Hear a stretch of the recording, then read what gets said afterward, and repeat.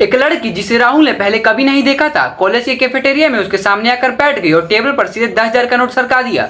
वो बोली, मुझे जरूरत है कि तुम थोड़ी देर के लिए मेरे पापा बनने का नाटक करो। राहुल ने हैरान होकर अपनी ड्रिंक थूक दी। लड़की सीरियस थी। उसने अपना नाम रिया बताया और जॉन नाम के एक लड़के की तस्वीर दिखाई जो कैंपस में हर जगह उसका पीछा कर रहा था।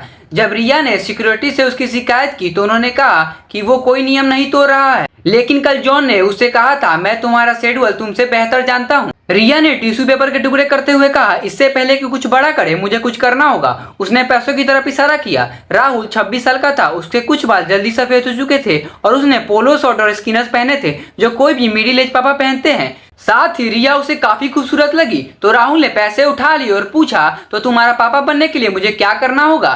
सीढ़ियों के पास रिया ने उसे सिखाया कि उसके सख्त एक्स मिलिट्री पापा बनने की एक्टिंग करनी है जो बाहर से आए हैं। उसने कहा, मुझे प्रिंसेस कहना है, लेकिन ऐसे जैसे तुम मेरे लिए किसी की जान ले सकते हो। रिया ने राहुल से तब तक भारी आवाज में प्रैक्टिस कराई जब तक वो मान नहीं गई। राहुल तो दिन भर प्रैक्टिस करने को तैयार था। वो दोनों कैंपस पार कर रहे थे, तभी जॉन सामने से मुस्कुराता हुआ आया। उसकी आंखें रिया पर टिकी थी जैसे वो कोई शिकार हो। रिया ने तुरंत राहुल का हाथ पकड़ लिया और राहुल उसके आगे आ गया। प्रिंसेस, क्या ये वही लड़का है जिसके बारे में तुम बात कर रही थी? जॉन की मुस्कुराहट गायब हो गई। तुम कौन हो? राहुल ने उसका हाथ पकड़ा और तब तक दबाया जब तक कि जॉन दर्द से कराह नहीं उठा।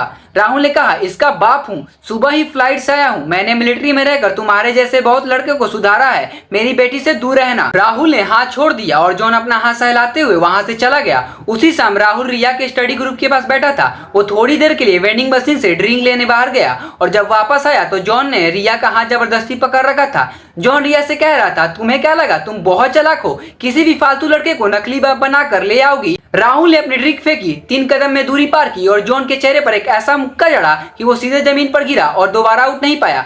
अगली सुबह रिया फिर राहुल के टेबल पर आई और बोली, अब वो मेरा पीछा नहीं कर रहा। राहुल मुस्कुराया, चलो बढ़िया, तो अब हमारे बीच क्या रिश्ता है? रिया ने अपना बैग उठाया और ठंडे लहजे में बोली, कुछ नहीं, ये सिर्फ एक बिजनेस डील थी। वो बाहर चली गई और फिर कभी बात नहीं की। राहुल उदास हो गया क्योंकि वो रिया के मुंह से फिर कभी पापा नहीं सुन पाएगा।